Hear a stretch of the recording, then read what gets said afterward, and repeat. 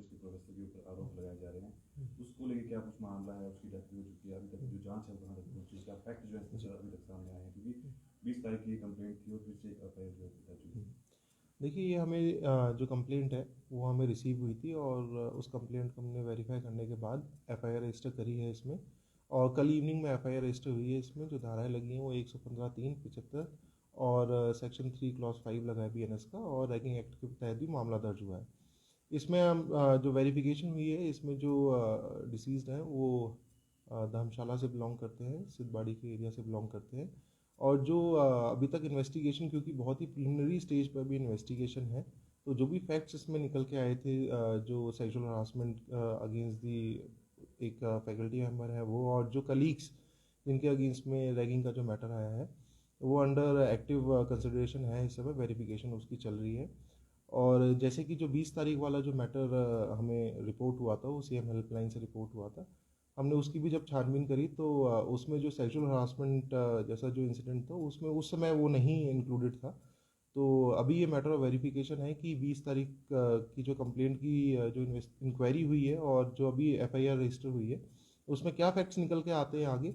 जैसे भी फैक्ट्स निकल के आएंगे, लीगली उनका संज्ञान लिया जाएगा और उस पर त्वरित कार्रवाई करते हुए हम कड़ा संज्ञान लेंगे, और इस इन्वेस्टिगेशन को एकदम सुचारू रूप से डे टू डे बेसिस पे इसको एग्जीक्यूट करा जाएगा।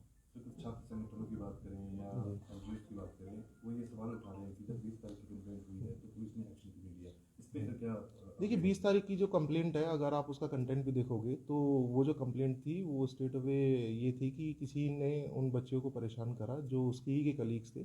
उसमें जो प्रोफेसर के अगेंस्ट में जो कंप्लेंट एफआईआर का कंटेंट है, उसमें वो कंप्लेंट में जिक्र ही नहीं था। तो पुलिस जो संज्ञान लेने वाले जो अपराध हैं उसी पे संज्ञान कड़ा संज्ञान लेती है कॉग्निजेबल ऑफेंस में।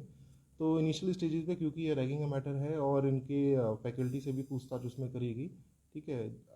इनिशियली इस स्टेज पे ये चीज़ बताना कि क्या चीज़ सही है और क्या चीज़ गलत है, तो वो कहना बहुत ही मुश्किल होगा, क्योंकि बहुत ही इनिशियल स्टेजेस पर भी इन्वेस्टिगेशन है। जैसे ही इन्वेस्टिगेशन और इसमें टाइम पास होगा, तो इसमें जो है रेलिवेंट सेक्शंस के तहत और जो फैक्ट्स हमारे पास निकल के आएंगे, उसी के बेसिस पे हम आगे कार्रवाई करेंगे। तो जिस समय वक्त कंप्लेंट हुई थी उस वक्त परिजनों से बात हुई थी, उनकी क्या बात थी, अभी जो है उसमें क्या देखिए, जो बयान है वो तो मैं अभी शेयर नहीं कर पाऊंगा, लेकिन मैंने आपको बताया है कि सेक्सुअल हरासमेंट का उस समय कोई भी जिक्र उस समय नहीं करा गया था। लेकिन हम इस चीज़ को अभी डिनाई नहीं कर रहे हैं, क्योंकि हमें फैक्ट्स को वेरीफाई करना है कि क्या इस तरीके की कोई भी एक्टिविटी हुई है या नहीं हुई है। तो हम उसको देखेंगे आगे, जैसे भी हमारे पास एविडेंसेस आएंगे हम उसी के बेसिस पर इन्वेस्टिगेशन करेंगे। लड़की 2 महीने से एडमिट थी, कौन-कौन से हॉस्पिटल में थी और कब से उसका इलाज चल रहा था, और उसकी डेथ कौन से हॉस्पिटल में हुई और कब हुई है? देखिए, जो हमारे पास इंटीमेशन आई है उसमें डिफरेंट डिफरेंट हॉस्पिटल से इनका ट्रीटमेंट हुआ है, 7 हॉस्पिटल्स हैं। तो मैं उसका आपको रिटर्न में शेयर कर दूंगा इन्फॉर्मेशन। और मल्टीपल हॉस्पिटल्स में ट्रीटमेंट हुआ है, तो हम ट्रीटमेंट समरी भी हॉस्पिटल से अभी टेकअप करेंगे और उसको भी इन्वेस्टिगेशन का पार्ट बनाएंगे कि व्हाट वर द रीजंस कि क्यों इस तरीके से जो है उनकी डेथ हुई, उसका भी हम कारण जो है वो इन्वेस्टिगेट कर रहे हैं।